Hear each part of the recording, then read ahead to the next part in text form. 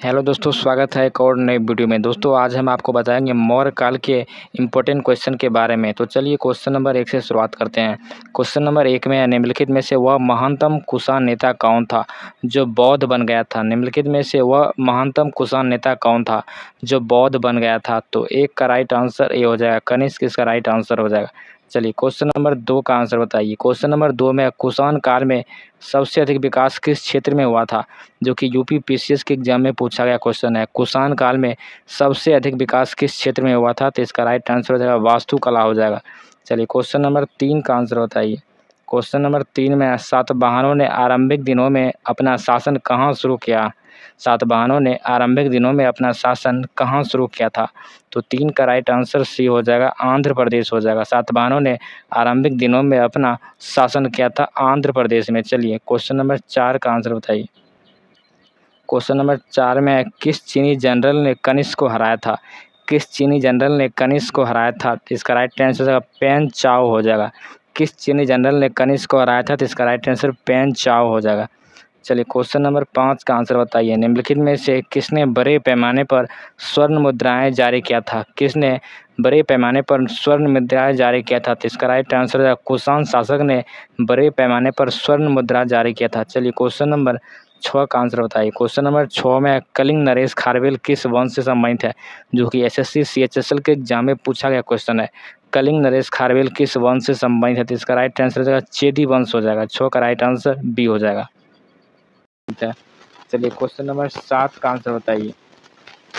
Question number 7 में है, पुष्यमित्र शुंग सम्राट बृहदत्त की राजकीय सेना में किस पद पर आसीन था। पुष्यमित्र शुंग मौर्य सम्राट बृहदत्त की राजकीय सेना में किस पद पर आसीन था। तो 7 का राइट आंसर सी हो जाएगा, सेनापति था पुष्यमित्र शुंग, जो बाद में बृहदत्त की हत्या कर देता है और पुष्यमित्र शुंग की स्थापना कर देता है। चलिए क्वेश्चन नंबर 8 में कहा गया कि सातवाहन या आंध्र सातवाहन वंश का संस्थापक कौन था। सातवाहन या आंध्र सातवाहन वंश का संस्थापक कौन था, जिसका राइट आंसर सिमुक हो जाएगा। 8 का राइट आंसर डी हो जाएगा। चलिए क्वेश्चन नंबर 9 का आंसर बताइए। क्वेश्चन नंबर 9 में प्राचीन काल में कलिंग का महान शासक कौन था। प्राचीन काल में कलिंग का महान शासक कौन था, इसका राइट आंसर हो जाएगा खारवेल हो जाएगा। कलिंग नरेश खारवेल, जो कि कलिंग का सबसे महान शासक में से एक था। देखिए क्वेश्चन नंबर 10 में देखिए, प्राचीन भारत का महान व्याकरण पतंजलि किसका समकालीन था। प्राचीन भारत का महान व्याकरण पतंजलि किसका समकालीन था, इसका राइट आंसर हो जाएगा पुष्यमित्र शुंग हो जाएगा। पुष्यमित्र शुंग के समकालीन था। चलिए क्वेश्चन नंबर 11 का आंसर बताइए। 11 में सर्वप्रथम भारत में विशुद्ध संस्कृत भाषा में लंबा अभिलेख किस राजा द्वारा जारी किया गया था। तो 11 का राइट आंसर सी हो जाएगा, शक राजा रुद्रदामन द्वारा जारी किया गया था। चलिए क्वेश्चन नंबर 12 का आंसर बताइए। क्वेश्चन नंबर 12 में भारतीयों के महान रेशम मार्ग किसने आरंभ किया था। भारतीयों के महान रेशम मार्ग किसने आरंभ किया था। तो 12 का राइट आंसर हो जाएगा कनिष्क हो जाएगा। 12 का राइट आंसर कनिष्क हो जाएगा। चलिए क्वेश्चन नंबर 13 का आंसर आप लोग कमेंट बॉक्स में जल्दी से बताइए। क्वेश्चन नंबर 13 में है, उत्तरी तथा उत्तरी पश्चिमी भारत में सर्वाधिक संख्या में तांबे के सिक्कों को किसने जारी किया था। उत्तरी तथा उत्तरी पश्चिमी भारत में सर्वाधिक संख्या में तांबे के सिक्कों को किसने जारी किया था। तो इसका राइट आंसर जल्दी से बताइए। इसका राइट हो जाएगा कुषाण ने। कुषाण ने सबसे अधिक सोने के सिक्के जारी किया था। चलिए क्वेश्चन नंबर 14 का आंसर बताइए। 14 में है, अंतिम मौर्य सम्राट बृहदत्त की हत्या पर किसने शुंग वंश की स्थापना 150 ईस्वी पूर्व में कर दी थी। देखिए अंतिम मौर्य सम्राट था बृहदत्त, जिसकी हत्या पुष्यमित्र शुंग ने कर देता है और शुंग वंश की स्थापना 150 ईस्वी में कर देता है। 14 का राइट आंसर बी हो जाएगा। चलिए क्वेश्चन नंबर 15 का आंसर बताइए। 15 में चरक और नागार्जुन किसके दरबार की शोभा थे। चरक और नागार्जुन किसके दरबार की शोभा थी, इसका राइट आंसर हो जाएगा कनिष्क हो जाएगा। चरक और नागार्जुन जो कि कनिष्क के दरबार की शोभा थी। चलिए क्वेश्चन नंबर 16 का आंसर बताइए। देखिए क्वेश्चन नंबर 16 में है, शक संवत का प्रारंभ किस सम्राट के शासनकाल में 78 ईस्वी में हुआ था। शक संवत का प्रारंभ किस सम्राट के शासन में 78 ईस्वी में हुआ था, तो इसका राइट आंसर हो जाएगा कनिष्क हो जाएगा। कनिष्क 16 का राइट आंसर डी हो जाएगा। चलिए क्वेश्चन नंबर 17 का आंसर बताइए। क्वेश्चन नंबर 17 में निम्न में से कौन सा कला शैली भारतीय और ग्रीक यानी यूनानी शैली का सम्मिश्रण है। देखिए निम्नलिखित में से कौन सी कला शैली भारतीय और ग्रीक शैली का सम्मिश्रण है? तो 17 का राइट आंसर ये हो जाएगा, गांधार कला हो जाएगा। चलिए क्वेश्चन नंबर 18 का आंसर बताइए, जो कि एसएससी एमटीएस के एग्जाम में पूछा गया क्वेश्चन है। निम्नलिखित में से कौन कनिष्क के बौद्ध होने के लिए उत्तरदायी था? निम्नलिखित में से कौन कनिष्क के बौद्ध होने का उत्तरदायी था? इसका राइट आंसर हो जाएगा अश्वघोष हो जाएगा। 18 का राइट आंसर बी हो जाएगा। चलिए क्वेश्चन नंबर 19 का आंसर बताइए, जो कि आरआरबी एनटीपीसी के एग्जाम में पूछा गया क्वेश्चन है। तक्षशिला विश्वविद्यालय कहाँ स्थित है? तक्षशिला विश्वविद्यालय कहाँ स्थित है? इसका राइट आंसर हो जाएगा पाकिस्तान में। तक्षशिला विश्वविद्यालय पाकिस्तान में स्थित है अभी।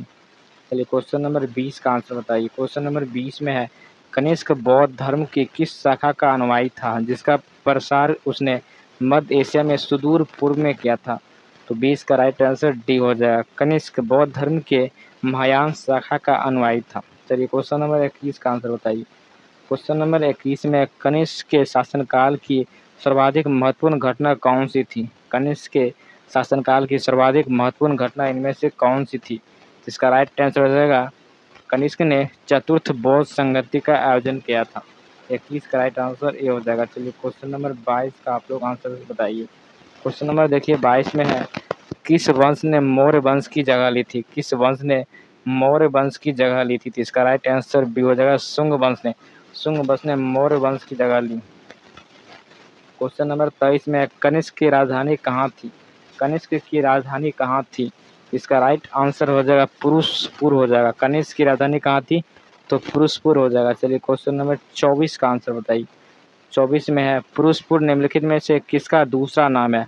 पुरुषपुर निम्नलिखित में से किसका दूसरा नाम है? इसका राइट आंसर पेशावर हो जाएगा। पेशावर, पेशावर का दूसरा नाम पुरुषपुर था। क्वेश्चन नंबर 25 का आंसर बताइए, जो कि एसएससी सीजीएल के एग्जाम में पूछा गया है। निम्नलिखित में से कौन सा अभिलेख कलिंग नरेश खारवेल से संबंधित है? ये बार बार एग्जाम में पूछा जाने वाला क्वेश्चन है। निम्नलिखित में से कौन सा अभिलेख कलिंग नरेश खारवेल से संबंधित है? इसका राइट आंसर हो जाएगा हाथी गुम्फा अभिलेख हो जाएगा। चलिए क्वेश्चन नंबर 26 का आंसर बताइए। 26 में किस सातवाहन नरेश ने गाथा सप्तशती नामक महत्वपूर्ण कृति की रचना की थी? किस सातवाहन नरेश ने गाथा सप्तशती नामक महत्वपूर्ण कृति की रचना की थी? इसका राइट आंसर हो जाएगा हाल हो जाएगा।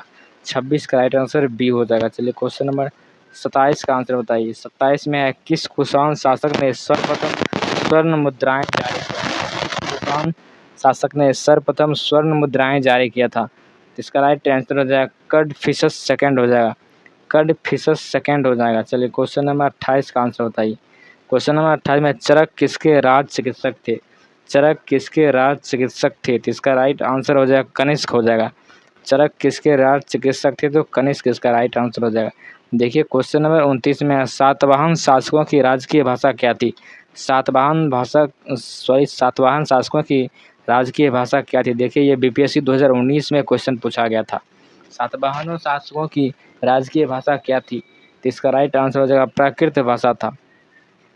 चलिए क्वेश्चन नंबर 30 का आंसर बताइए। क्वेश्चन नंबर 30 में, सर्वप्रथम रोम के साथ किन लोगों का व्यापार आरंभ हुआ था?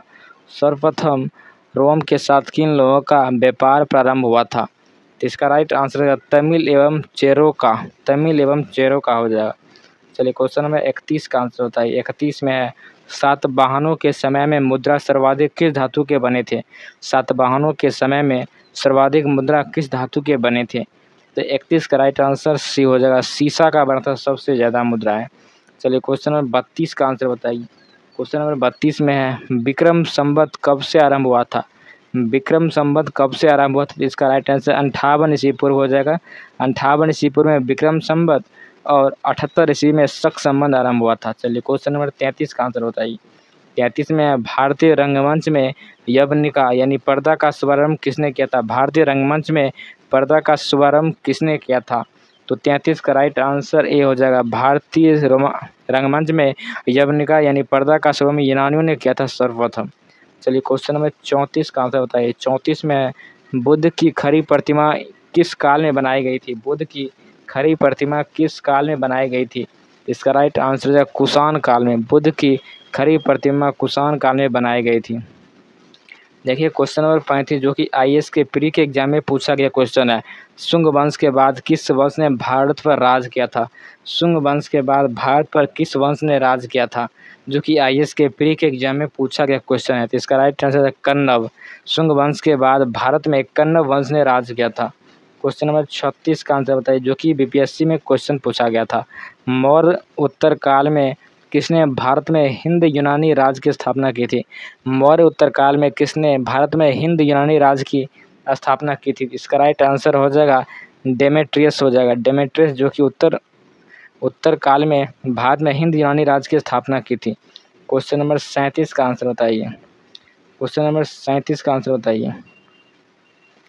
37 में है 4 धातुओं सोना, चांदी, तांबा एवं सीसा के सम्मिश्रण से बनने वाले सिक्के को क्या कहा जाता था?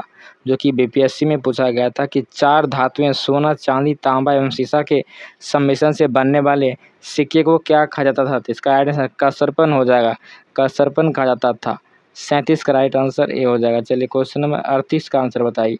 38 में किस संग्रहालय में कुषाण कालीन मूर्तियों का संग्रह अधिक मात्रा में है? किस संग्रहालय में कुषाण कालीन मूर्तियों का संग्रह अधिक मात्रा में है? तो इसका राइट आंसर है मथुरा संग्रहालय हो जाएगा। मथुरा संग्रहालय इसका राइट आंसर हो जाएगा। चलिए क्वेश्चन नंबर 39 का आंसर बताइए। 39 में प्राचीन काल के भारत पर आक्रमण के संबंध में कौन सा सही कालक्रम है? देखिए प्राचीन काल में भारत पर आक्रमण के संबंध में कौन सा सही कालानुक्रम है? चलिए 39 का राइट आंसर सी हो जाएगा यूनानी, उसके बाद शक, उसके बाद कुषाण आया था। चलिए क्वेश्चन नंबर 40 का आंसर बताइए। 40 में त्रातार यानी मुक्तिदाता की उपाधि किस वंश के शासक ने धारण किया था? त्रातार या मुक्तिदाता की उपाधि किस वंश के शासक ने धारण किया था? इसका राइट आंसर हो जाएगा शक वंश के शासक ने। चलिए क्वेश्चन नंबर 41 का आंसर बताइए। 41 में तक्षशिला के प्रसिद्ध स्थल होने का क्या कारण था? तक्षशिला के प्रसिद्ध होने का प्रमुख कारण क्या था? तो इसका राइट आंसर हो जाएगा गंधार कला, इसका राइट आंसर हो जाएगा। चलिए क्वेश्चन नंबर 42 का आंसर बताइए। 42 में किस वंश के शासक ने छत्र प्रणाली का प्रयोग किया था? किस वंश के शासक ने छत्र प्रणाली का प्रयोग किया था? तो इसका राइट आंसर हो जाएगा शकों ने। किस वंश ने शासकों में छत्र प्रणाली का प्रयोग किया? तो इसका राइट आंसर शक हो जाएगा। क्वेश्चन नंबर 43 का आंसर बताइए कि किस राजा के शासनकाल में ईसाई धर्म प्रचारक सेंट थॉमस भारत आया था? किस राजा के शासनकाल में ईसाई धर्म प्रचारक सेंट थॉमस भारत आया था? 43 का राइट आंसर सी हो जाएगा गोंदोफिरनस हो जाएगा। गोंदोफिरनस इसका राइट आंसर हो जाएगा। चलिए क्वेश्चन नंबर 44 का आंसर बताइए। 44 में रोमन साम्राज्य के अनुसरण पर किस वंश के शासक ने केसर यानी सीजर की उपाधि धारण की थी? रोमन साम्राज्य के अनुसरण पर किस वंश के शासक ने केसर की उपाधि धारण की थी? तो 44 का राइट आंसर डी हो जाएगा कुषाण हो जाएगा। 44 का राइट आंसर डी कुषाण हो जाएगा। दोस्तों इस वीडियो में हमने मौर्य काल के पार्ट 2 पर डिस्कस किए थे क्योंकि पार्ट 1 पिछले वीडियो में डिस्कस किए थे। यदि वीडियो अच्छा लगता है तो लाइक कीजिए, शेयर कीजिए, सब्सक्राइब कीजिए। मिलते हैं नेक्स्ट वीडियो में, तब तक के लिए जय हिंद, जय भारत।